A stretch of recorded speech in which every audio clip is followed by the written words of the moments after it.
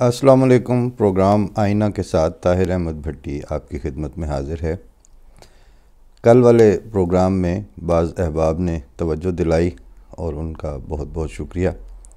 ایک جگہ پہ میں دونوں فریقین کا لفظ بول گیا تھا، جسے بول جانے کے بعد تو مجھے احساس ہو گیا تھا، لیکن اس وقت پھر وہ تیر کمان سے نکل چکا تھا۔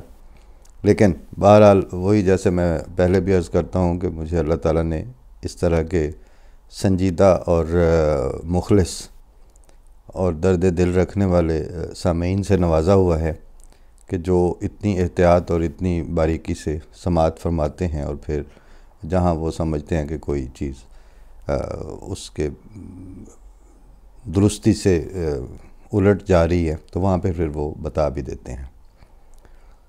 تو یہ جو ایک درستی تو یہ کرنی تھی کہ وہ واقعی فریقین اپنی ذات میں دونوں ہی کے لیے آتا ہے، تو دونوں فریقین غلط تھا، میں اس پہ معذرت خواہ بھی ہوں اور اس کی درستی بھی۔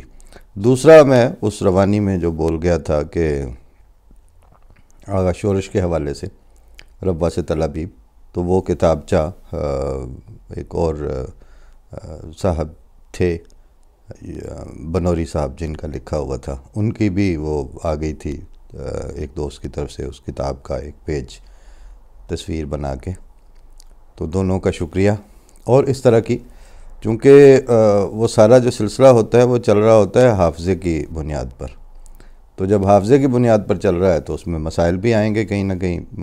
پھر بعض دفعہ یہ ہوتا ہے کہ آپ اپنی روانی میں کہیں اگر آپ کو تھوڑا سا وہ بات ذرا جذباتی ہو جائے تو وہاں الفاظ بھی تل پلٹ ہو جاتے ہیں، اس کا احساس ہے۔ اور میں اس پہ ایک واقعہ عرض کرنا پہلے چاہوں گا۔ ہمارے ایک دوست شروع میں، اب تو ماشاءاللہ کافی سینئر ہو گئے ہیں، لیکن یونیورسٹی کے بعد ان کی تعیناتی ہوئی اسسٹنٹ کمشنر فیصل آباد میں کسٹمز وغیرہ کی، تو وہ ابھی پہلی تعیناتی، تو اس میں ادھر چارج لیا، پھر اپنے احباب سے ملنا ملانا بھی، تو وہ شام کو اگر کبھی چنوٹ کے رہنے والے تھے تو چنوٹ آتے تھے، پھر ہمارے پاس ربا بھی آ جاتے تھے اور اچھی گپ شپ رہتی تھی۔ اس زمانے کا انہوں نے ایک واقعہ سنایا ہے، تو وہ پنجابی پروگرام کے لیے وہ زیادہ فائدہ مند ہوگا، لیکن چلیں اب وہ یاد آ گیا تو اب وہ اردو میں ہی آج کا پروگرام جو ہے اس میں ایسے ہی ایک دو، جیسے گاہے باز خواہیں قصہ پارینہ راہ کے تحت ایک دو چیزیں آ جاتی ہیں، تو وہ پھر میں عرض کر دیتا ہوں۔ کہتے ہیں کہ وہ ڈنگرو نہر کے پل کے پاس کوئی پولیس چوکی ٹائپ تھی، تو وہاں پہ ایک انسپیکٹر جو تھا وہ ان کا دوست تھا، تو وہ آتے جاتے کبھی چائے کے لیے اس کے پاس رک جاتے تھے، اور وہ بھی اچھا پڑھا لکھا تھا۔ اور یعنی بعض پاکستان میں ایسے ہوتا ہے کہ آپ کا ذہنی رجحان کچھ اور ہوتا ہے، جاب آپ کو کوئی اور مل جاتی ہے، اس طرح کے ایک کیونکہ وہاں پر ظاہر ہے آپ نے روزگار بھی ڈھونڈنا ہے، پھر آپ کے اپنے جو ذہنی رویے ہیں وہ اپنی جگہ پہ ہیں۔ بہت کم وہ خوش قسمت ہوتے ہیں جن کو جو ان کی کیفیات اور جذباتی کیفیت اور جو ان کا اندرون ہے اس کے مطابق ان کو روزگار بھی دستیاب ہو جائے اور وہ اسی کے ساتھ زندگی گزاریں یا زندگی کریں۔ تو بہرحال اسی طرح وہ، خیر چونکہ ذہنی رویے اور تھے، جاب کی نوعیت اور تھی، پولیس کا انسپیکٹر ہونا پنجاب میں وہ اور چیز ہے، تو کہتے ہیں وہاں پر ایک دن ہم رکے ہوئے تھے، تو کوئی لین دین کے تنازع میں ثالثی کی ایک قسم تھی، تو وہ کوئی بندہ آیا، اس نے 2.5-3 لاکھ روپے لینے ہوں گے کسی سے، اس نے ان کو درخواست دی ہوئی تھی پولیس میں، تھانے میں، وہ انہوں نے مکا بیٹھ کے دونوں پارٹیوں کو بلایا ہوا تھا۔ جس وقت وہ باتیں ہونی تھیں اس وقت اتفاق سے یہ بھی اپنے دوست کے پاس چائے کے لیے رکے ہوئے تھے۔ تو یہ لا تعلق سامعین کی حیثیت سے یہ بھی بات سن رہے تھے، اور یہ واقعہ انہوں نے ہمیں بتایا۔ تو کہتے ہیں کہ جب دونوں طرف سے بات شروع ہوئی تو اس نے اس کی رقم فرض کیا 4 لاکھ تھی، تو وہ دوسرا بندہ جو تھا اس نے کہا کہ 1.5-2 لاکھ دے کے تو جان چھڑا لیں۔ اب وہ اس نے جب ایگری کیا تو اب یہ مدعی کو ایک طرف لے گئے سمجھانے کے لیے. وہ جو تھانے دار تھا اس نے بھی سمجھایا کہ کھینچا تانی میں پتہ نہیں کتنا عرصہ لگے گا, کیس چلے گا, عدالتی کاروائیاں ہوں گی, کب ملیں گے, یہ ہے وہ ہے. تو وہ جو درمیان میں ایک ثالث کا کردار ادا کر رہا تھا, اس نے اس طرح اس کا کیس پریزنٹ کیا کہ لگے کہ جناب یہ تو اب قبول کر لینی چاہیے پرپوزل فوراً. تو اس کی پریزنٹیشن پہ وہ جو تھانے دار صاحب تھے, جو ان کے دوست, ہمارے دوست کے, انہوں نے بھی کہیں کہہ دیا کہ گل تو انہیں بڑی معقول تے بڑی دیکھو نا بڑے طریقے نہ کیتی ہے. تو وہ جو اس کے پیسے تھے, جو اصل مدعی تھا, جس کا اصل نقصان ہو رہا تھا, وہ بولا تو اس نے کہا جی کہ ان نے گل تو کیتی ہے لیکن وارث شاہ نوں زیادہ تے ایدی فساد و بلاغت دا میں قائل نہیں ہو سکتا. تو اس پہ اس نے جو بات کی وہ یہ تھی کہ وارث شاہ نے جو ہیر لکھی ہے, میرا سوال یہ ہے کہ کیا یہ ہیر اگر وارث شاہ دی اپنی تھی ہوندی تو پھر بھی اتنی ہی زبردست پوئٹری وہ اس پہ کرتا؟ تو یہ جناب پیسے میرے ہیں, اس لیے یہ اس طرح کیس پیش کر رہا ہے, میری ذاتی حق الحال کی کمائی ہے, میں نے پورے لینے ہیں. تو فکرہ اس میں صرف اتنا تھا کہ جس کی اصل مسئلہ ہوتا ہے اس کے جذبات کوئی اور ہوتے ہیں, اور ہمیں اگر بات کرتے وقت کسی وقت ایک وہ اس بہاؤ میں ذاتی غصہ یا ذاتی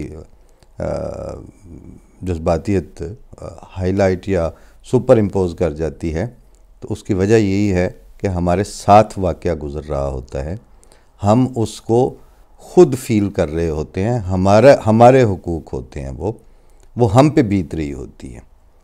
تو وہ جو باہر کے بیٹھا ہوا دانشور ہے, وہ جو باہر سے جس نے بیٹھ کے تبصرے ہمارے اوپر کرنے ہوں, یا جس نے کیس کو سیٹل کرنے اور دونوں طرف کی باتیں سننے کے بعد اپنی بے لاگ رائے دینی ہو, اس کی دھی نہیں ہوتی, وہ صرف وارث شاہ ہوتے ہیں. تو ان وارث شاہوں کے مقابلے میں جب ہماری بات آتی ہے تو ہم ایسی فساد اور ایسی بلاغت کا مظاہرہ نہیں کر سکتے. پتہ لگی جے کلیجے اگ لگی نہیں, کسے دی لگی کون جاندا, موتی ڈل گئے محبتاں والے نہیں تے ویریاں دے ویر چل گئے. تو یہ جو ہے نا موتی ڈلنا, یہ اسی وقت ہوتا ہے کہ جب پتہ لگی جے کلیجے اگ لگی نہیں. تو جن کے ساتھ بیت رہی ہوتی ہے ان کی کیفیت بھی اور ہوتی ہے. لہٰذا مجھے کوئی ایسا بھی نہیں کہ جب یہ کیفیت آتی ہے تو پھر آتی ہے, اس میں سے گزرے ہیں تو پھر وہ ایسا ہی فیل ہوگا. شاید نہ اس طرح فیل ہوتا تو اس پہ افسوس ہوتا. اس طرح فیل ہونے پہ, اس طرح کبھی جذبات یا آواز یا ٹون میں کوئی ایسا رنگ آ جانے پہ افسوس نہیں ہے. نہ ہوتا تو پھر افسوس ہوتا کہ شاید ہم جھوٹ بول رہے ہیں. ہم اپنی کیفیت میں سے گزر کے اس تکلیف کا اظہار کرتے ہیں تو وہ پھر لہجے سے, وہ الفاظ سے, الفاظ کے چناؤ اور بعض دفعہ چناؤ نہ کر سکنے سے واضح ہو جاتا ہے کہ ہم پہ بیت رہی ہیں قیامتیں کیسی. پورا شعر ہی عرض کر دوں کہ نہ شب کو چاند ہی اچھا, نہ دن کو مہر اچھا, یہ ہم پہ بیت رہی ہیں قیامتیں کیسی. خیال و خواب ہوئی ہیں محبتیں کیسی, لہو میں ناچ رہی ہیں یہ وحشتیں کیسی. دوسرا اس کے ساتھ واقعہ جو تھا وہ ایک دفعہ چودھری محمد علی صاحب کو میں نے سنایا جب حیات تھے, تو کہتے ہیں کہ یہ کہیں ریکارڈ پہ بھی لے آنا چاہیے. میں نے پہلے بھی ایک دفعہ پروگرام میں ذکر کیا تھا لیکن واقعہ سنائے بغیر آگے گزر گئے تھے. وہ یہ ہوا تھا کہ حلقہ ارباب ذوق اسلام آباد میں حلقے کا اجلاس ہوتا تھا, اپنا G7 مرکز کی ایک چھوٹا سا تجارتی سا دفتر تھا وہاں پر. تو جو وہاں جاتے ہیں ان کا ایک طریقہ کار ہوتا ہے کہ جب بات ہو رہی ہو تو سب نے کرنی ہوتی ہے اور اپنی رائے دینی ہوتی ہے. تو اس وقت ہم گئے تو ایک چھوٹا سا مختصر سا افسانہ کسی نے پڑھ کے سنایا اور ایک کسی نے اپنی نعت پیش کی. افسانے کا موضوع بھی جو تھا وہ روزہ رکھنے کو بنایا ہوا تھا انہوں نے، اور وہ بالکل چونکہ رمضان ہی کا مہینہ چل رہا تھا تو انہوں نے گھڑ کے تو اس کو ادبی رنگ دے کے تو وہ روزے کی افادیت کے اندر ٹھوک دی وہ بات. حالانکہ اصل تو روزے کی افادیت جو ہے وہ جو اللہ تعالیٰ نے اس کا حکم دے دیا تو اس میں افادیت کا سوال بعد میں رہتا ہے، وہ تو فرضیت کی بات ہے. اور پھر حضرت صلی اللہ علیہ وسلم نے جو اس کے فضائل بیان فرما دیے، اور اس کے بعد وہ جو اس روحانی مجاہدے میں سے گزرنے والے مستند وجود ہیں، وہ ان کی ایک پوری ڈائناسٹی اور ان کا ایک پورا لیگیسی ہے، اس کو ہی لے کے آگے چلنے سے بات بنتی ہے. محض آپ اپنی خیالی دانشوری کے ذریعے خدا تعالیٰ کے احکامات کو جسٹیفائی کرنے اتر پڑیں تو وہ بات بنتی کوئی نہیں ہے. ایسی ہی وہ کوئی نعت بھی تھی جو انہوں نے پڑھی، تو جب وہ چیزیں پیش کر چکے تو باری باری جن کا شعر سے تعلق ہوتا ہے انہوں نے نعت کے حوالے سے بات شروع کی. جب میرے تک آئی آڈینس میں میں نے کہا جی میں اس کو پاس آن کرتا ہوں، میں اس پہ بات نہیں کرنا چاہتا. کہتے ہیں آپ کو پتہ ہے کہ حلقے میں تو جو موجود ہوتے ہیں انہوں نے سب نے اس میں بات کرنی ہوتی ہے. اب یہ سارا جو سیشن ہو رہا تھا اس میں منشایات جو تھے وہ مہمان خصوصی تھے، اور علی اکبر عباس نذیر ناجی کے بھائی یہ صدارت کر رہے تھے. تو جب میں نے ایک آدھ دفعہ طرح دینے کی کوشش کی تو انہوں نے کہا کہ نہیں بات تو آپ کریں، آپ کا کیا ہے. میں نے کہا پھر میرا یہ ہے کہ یہ نعت جو انہوں نے لکھی ہے موصوف نے، یہ بس حلق سے اوپر سے والی بات ہے. اس میں ان کا اندرون اور ان کی کیفیات جو ہیں وہ اس کے ساتھ لگا کھا کے اور اس کے اندر گند کے سامنے نہیں آ رہی ہیں. اب یہ بات کرنی کسی کے نعت کے اوپر، اور وہ بھی پاکستان میں، اور وہ بھی جہاں پر وہ اکٹھے ہوئے ہوں کہ آج ہم روزے میں، تو اب تماشا لگ گیا جی. تو وہ جو علی اکبر عباس صاحب نے کہا کہ آپ کسی کے عشق رسول پہ کس طرح بات کر سکتے ہیں. میں نے کہا اس لیے کہ نعت جو ہے وہ صنف شاعری ہے نا، تو صنف شاعری میں ان کو اپنی جو شعری محاسن ہیں وہ پہلے ساتھ لے کے آنے پڑیں گے. اگر شعری محاسن سے ساکت ہے کوئی چیز تو وہ صرف اس بنیاد پر کہ چونکہ میں حضرت صلی اللہ علیہ وسلم کی مدح میں بات کر رہا ہوں تو میرے سارے سکم جو ہیں ان سے آپ صرف نظر کریں، یہ تو نہیں ہو سکتا. کیونکہ غزل ہے، نظم ہے، تو ان میں جب مصرے آتے ہیں تو وہ مصرے آپ کے جا کے متھے میں لگتے ہیں. ان کی کوئی 7-8 مصروں کی نعت تھی، تو میں نے کہا کہ مثلا 2 ہی مشہور اور معروف اصناف ہیں نا، غزل اور نظم. تو غزل میں یہ شعر ہے کہ بجلیاں کوند پڑیں جب وہ مقابل سے اٹھا، مل کے پلٹی تھی نگاہیں کہ دھواں دل سے اٹھا. واہ واہ. تو میں نے کہا ابھی 1 منٹ رکیں واہ واہ کو. یہ غزل کا شعر ہے کہ مل کے پلٹی تھی نگاہیں کہ دھواں دل سے اٹھا. اور نظم میں مصرع ہے کہ وہ نرم کنارہ چنری کا دانتوں میں دبا کے بل دینا. اس طرح جا کے متھے میں لگنے والا مصرع کوئی ان کی نعت میں سے نکال کے دیں. شاعری کے معیار پہ پورے اترنے کے بعد اس کی دوسری صنف کی بات آئے گی نا کہ یہ غزل ہے یا حمد ہے یا نعت ہے یا نظم ہے. تو علی اکبر عباس نے کافی اس میں ایک یکگونہ طنز ہی تھا، بڑی میرے سے محبت کرتے تھے، لیکن جب میں نے یہ بات اس طرح اسی لہجے میں بات کی تو ایسے ہاتھ کر کہتے ہیں آپ ارشاد فرما دیں پھر کوئی نعت میں اس میں اگر نہیں نکلتا تو میں نے 2 چیزیں وہاں پہ عرض کی. میں نے کہا ایک نعت میں سے شعر ہے کہ اللہ کے آئینہ خانے سے شریعت کی نکلی وہ دلہن کر کے جو 16 سنگھار آئی.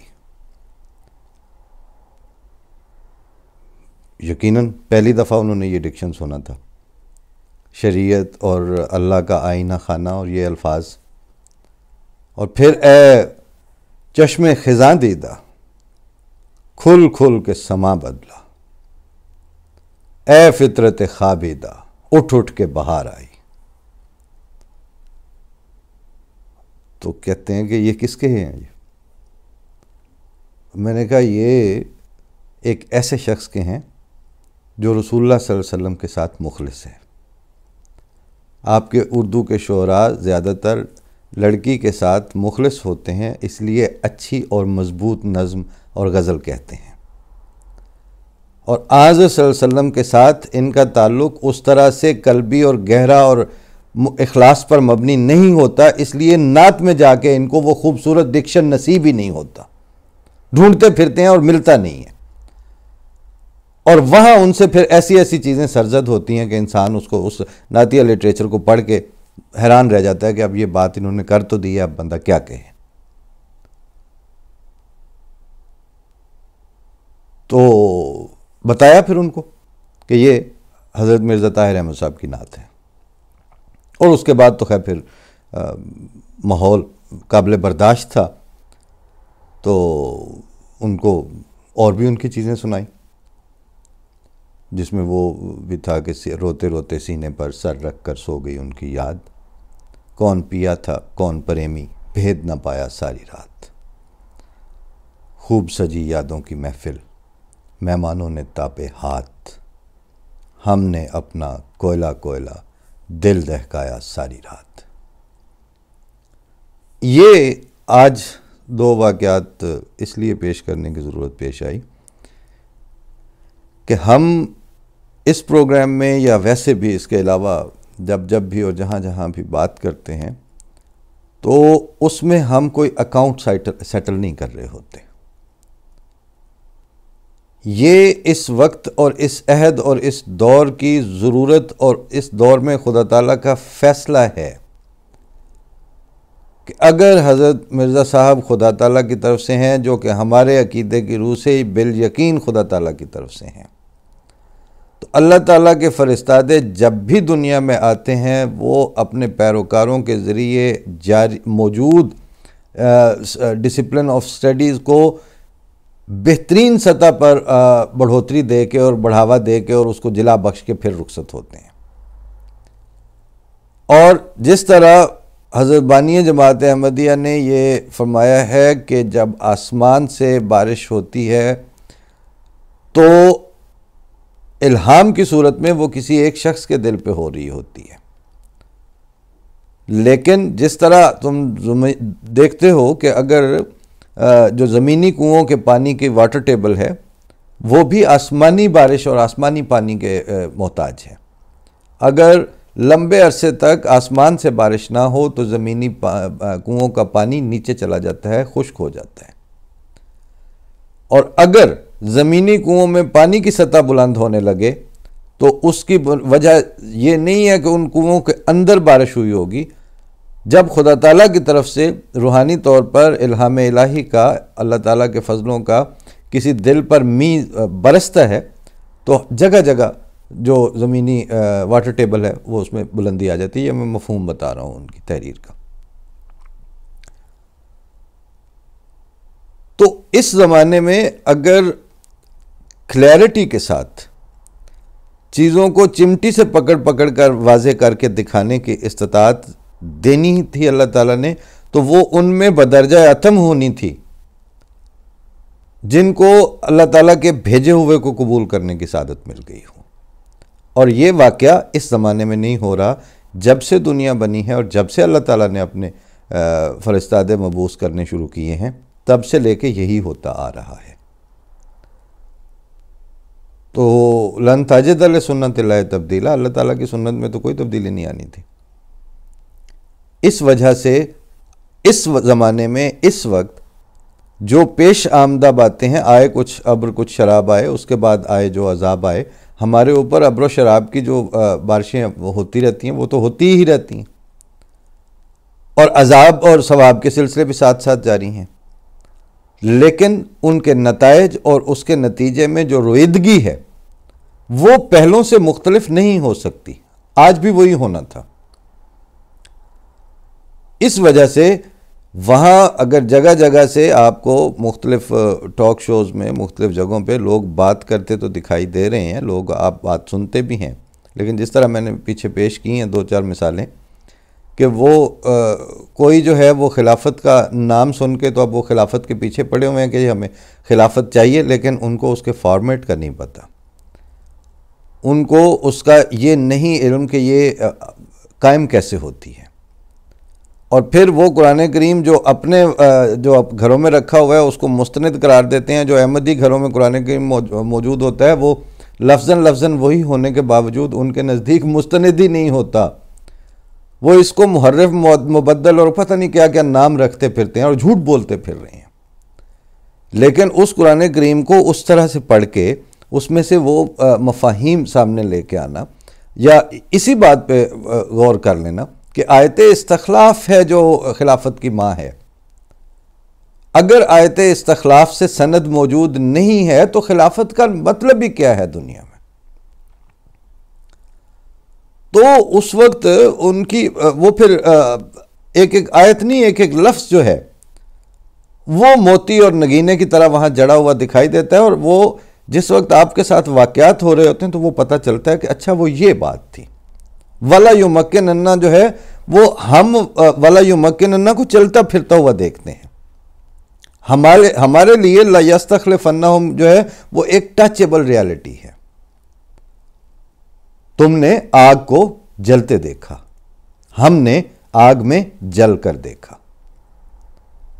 تو یہ جو بنیادی فرق ہے وہ بنیادی فرق ہماری ٹون سے بھی ظاہر ہوگا، ہمارے ڈکشن سے بھی ظاہر ہوگا، ہماری پریزنٹیشن سے بھی ظاہر ہوگا، اور ہمارے ماضی، حال اور مستقبل بھی اس پر ہی گواہی دیں گے۔ اور آپ کے بھی، صرف ہمارے نہیں، آپ کے بھی ماضی، حال اور مستقبل گواہی دیں گے کہ آپ کو ان چیزوں سے کوئی سروکار نہیں تھا، آپ کا ان چیزوں سے کوئی تعلق نہیں تھا۔ اس تسلسل میں نے کچھ چیزوں کا انتخاب کیا ہے، خاص طور پر جیسے وہ باؤنڈری کمیشن کے بارے میں جھوٹ اور بکواس سننے کو ہمیں مل رہی ہوتی ہے،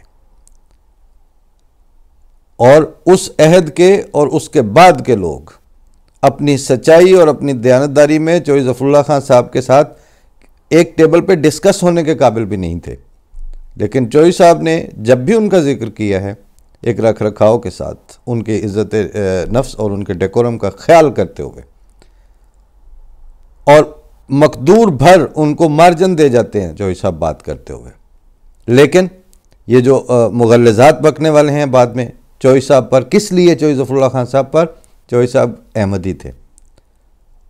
اگر چوہی ظفر اللہ خان صاحب احمدی نہ ہوتے تو یہ ان کو تھال میں سجائے پھر رہے ہوتے، لیکن خدا کا شکر ہے کہ چوہی ظفر اللہ خان صاحب کو ان کے تھال میں سجائے پھرنے کی جوتی کو بھی پرواہ نہیں تھی۔ وہ اپنا اعزاز اس لمحے کو کہتے تھے جب ان سے پوچھا گیا کہ آپ کی زندگی کا قیمتی لمحہ، تو انہوں نے کہا جب میں نے بانی جماعت احمدیہ کے ہاتھ میں اپنا ہاتھ دیا تھا۔ اس کے بعد اللہ تعالیٰ نے زندگی میں کیسے نوازا، زندگی کیسے گزری، وہ سب کے سامنے ہے۔ تو میں آگے جو میں نے اگلے پروگرام میں انتخاب رکھا ہوا ہے وہ یہ ہے کہ وہاں سے پنجاب باؤنڈری کمیشن والی جو تفصیل ہے وہ پڑھ کے پیش کر دوں گا آپ کی خدمت میں۔ اور ایک صاحب نے وہ کہیں کل یہ پروگرام میں 1-2 دن پہلے کمنٹ کیا ہوا تھا کہ انفارمیشن تو مل چکی ہوتی ہے، آپ بس 10 منٹ میں پروگرام کو سمیٹ لیا کریں۔ میں نے خیر ان کو کیا جواب نہیں دیا، کچھ بھی جواب نہیں دیا، لیکن بات یہی ہے کہ اس کا مطلب یہ ہے کہ تم مطلب مجھے پریکٹیکلی یہی کہنا چاہ رہے تھے کہ تم اپنے چٹخارا اور مسالہ جو ہے وہ 5-10 منٹ میں چھڑک جایا کرو، باقی باتوں کا تو ہمیں پتہ ہی ہوتا ہے۔ حضرت یہ چیز جو ہے یہ کلیت میں ہوتی ہے، انسان کا ایک وجود سر سے پاؤں تک ہوتا ہے۔ آپ کو اگر آنکھیں اچھی لگتی ہیں یا کسی کا دل یا اس کے دماغ اچھا ہے تو وہ آپ اس میں سے چھری سے کاٹ کے یا اس طرح وہ کسائی کی طرح نکال نہیں سکتے کہ ہمیں یہ 2 چیزیں اچھی لگ رہی ہیں۔ یہ گفتگو ہوتی ہے، یہ کسائی کی دکان نہیں کہ آپ اشارہ کر کے بتا دیں کہ ہمیں یہ چیز سے اتنا اتنا اتار دو۔ ایک بات ہے جس میں ایک تسلسل کے ساتھ، کسی ریفرنس کے ساتھ، کسی پوائنٹ آف ویو کے ساتھ بات چل رہی ہوتی ہے تو وہ آگے چلتی جاتی ہے۔ اس میں سے کچھ حصہ آپ کو بہت اچھا لگتا ہے، کچھ حصہ آپ کو ایسے ہی لگتا ہے، لیکن انسان پھر پورے ٹوٹیلٹی میں ہوتا ہے۔ آپ اس کے پورے وجود کو یا اون کرتے ہیں یا ڈس اون کرتے ہیں۔ انسانوں کے ذریعے جو چیزیں پیش کی جاتی ہیں ان کا بھی یہی حال ہوتا ہے. اس میں سے یہ جو ہے نا ٹکڑے کاٹ کاٹ کے تو جی جو 4 منٹ میں یہ تو 5 منٹ کی ویڈیو یہ تو فلاں یہ تو اس کی اتنی ریٹنگ اتنی شیئرنگ تو آسان ہو جاتا ہے. میں ذاتی طور پر ان چیزوں کو چونکہ میں بلیو نہیں کرتا لہٰذا میں بیہیو بھی نہیں کر سکتا اس طرح. جب میں بلیو کرتا ہوتا تو شاید میں اس طرح کر بھی لیتا. میرے نزدیک یہ ہے کہ آپ کو بلکہ میں نے ایک جگہ پہ کہیں حضرت خلیفۃ المسیح رابع صاحبزادہ مرزا طاہر احمد صاحب ان کی کسی گفتگو میں سنا تھا کہ ایک تمکنت ہے جو علمی گفتگو اور سنجیدہ جو موضوعات ہیں اور اس کے لیے ایک تسکین اور تمکنت کا تقاضا کرتی ہے وہ صورتحال. سننے اور کہنے ان دونوں کے درمیان سننے والے اور کہنے والے کے درمیان ایک ایکولیبریم ہوتا ہے سکون سے سننے اور تمکنت سے کہنے کا. جس کہنے والے کو یہ ہو کہ جناب انہوں نے تو مجھ سے یہ توقع کی ہوئی ہے تو اس کو تو اپنی پاجڑ پڑی رہے گی بیچارے کو. اس نے مطلب وہ ان کے رویوں کو لسنرز کو سامنے رکھ کے اپنی کانٹ چھانٹ کر رہے ہیں تو اس نے بات کیا کرنی ہے. اور سننے والا جو ہے وہ اگر آپ کے صرف ایک ادرک اور پیاز کے تڑکے کی توقع رکھ رہا ہے تو آپ ڈھنگ کی بات کب کریں گے. ایک جو ہانڈی آپ بناتے ہیں تو اس میں یہ جو مسالے والی چیزیں ہیں وہ چھٹانک بھری ہوتی ہیں. یہ تو نہیں ہے کہ آپ 2 کلو ادرک پکا کے بیٹھ جائیں وہ کوئی نہیں کھا سکتا. تو صرف مسالہ نہیں ہوتا بات میں. مسالہ خیر مجھے تو یہ اصطلاح بھی غلط لگ رہی ہے فرینکلی اسپیکنگ. میں یہ سمجھتا ہوں کہ یہ اس لمحے میں اندر سے پھوٹ کے بعض جملے آتے ہیں جس کو آپ شاید یہ سمجھتے ہیں کہ میں نے وہ گھڑ کے وہاں پہ بڑا سخت اور چست لفظ ڈالا ہے. حالانکہ ایسا کچھ نہیں ہوتا.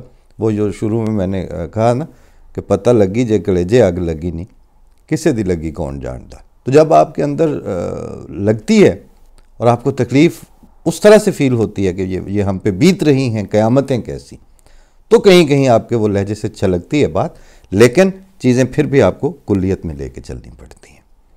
فی امان اللہ. کچھ زیادہ ہی آپ نے شاید ان باتوں کو بھی فلاسافیکل سمجھا ہوگا, لیکن بات یہی ہے. اور اس اندرونے اور اس سوچ کے ساتھ سلسلے چل رہے ہوتے ہیں جو آپ تک ایک پروگرام یا ویڈیو کی شکل میں پہنچتے ہیں. وہ پھر گر قبول افتد زہ عز و شرف والی بات ہے, ورنہ پھر جو ہے وہ تو ہے ہی. اللہ تعالیٰ توفیق دے ہمیں ڈھنگ سے کہنے اور آپ کو محبت سے سننے کی. فی امان اللہ. السلام علیکم ورحمۃ اللہ.